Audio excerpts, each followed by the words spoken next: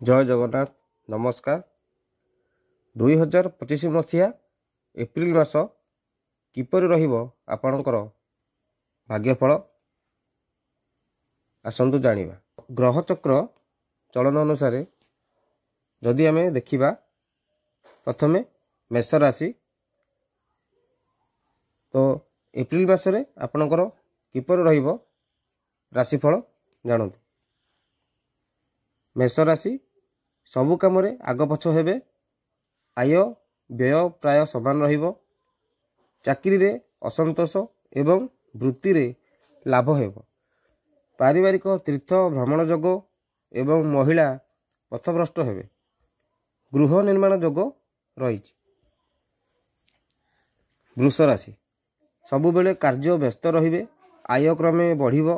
चाकरी रे पदोन्नतिर संभावना रहे। व्यवसाय रे लाभ रहिबो एवं लाभ मध्य आपण पाई परिबे। पारिवारिक सुख मिलिबो। पाठ पढ़ा रे उच्च फल एवं आग्रही हेबे। मिथुन राशि कार्य रे सफल एवं विभिन्न सूत्ररु आय जोग रहिछि। चाकरी रे प्रसन्न रहिबे। व्यवसाय रे उन्नति करिवे।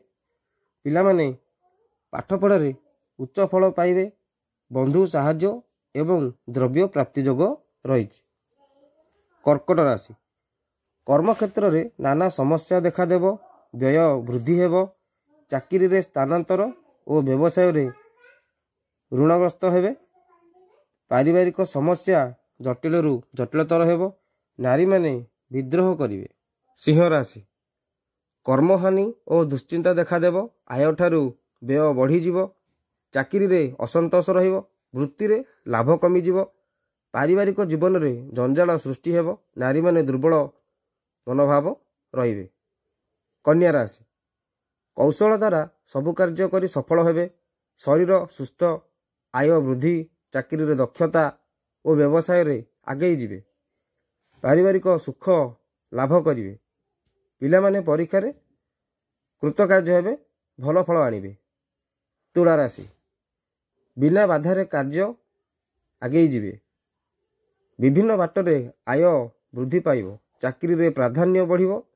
व्यवसाय रे भल लाभ एवं परिवार रे सुख शांति मिलिबो। नारी माने कृतकार्य हेबे। बिच्छा राशि कर्म क्षेत्र रे असहयोग सृष्टि हेबो।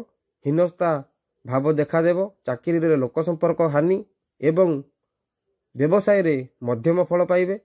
वृत्ति रे मध्यम फल। महिला कर्मचंचल एवं धर्म कार्य रे मन देवे।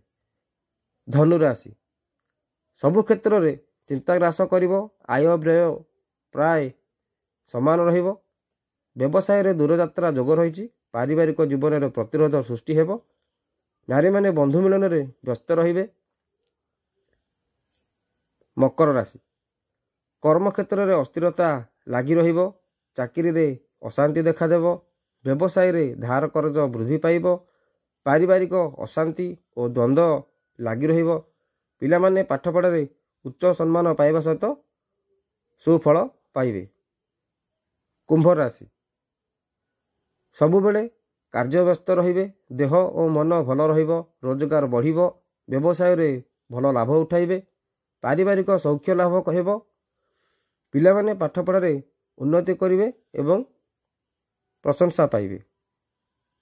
मीन राशि कार्य रे सफल हेबे नाही।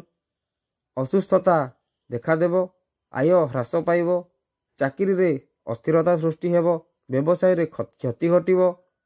पारिवारिक द्वंद्व सृष्टि हेबो। अघटनर भय आपणक मन रे सर्वदा लागि रहिबो। तो यह थिला एप्रिल मासर मासिक राशिफल। जय जगन्नाथ नमस्कार।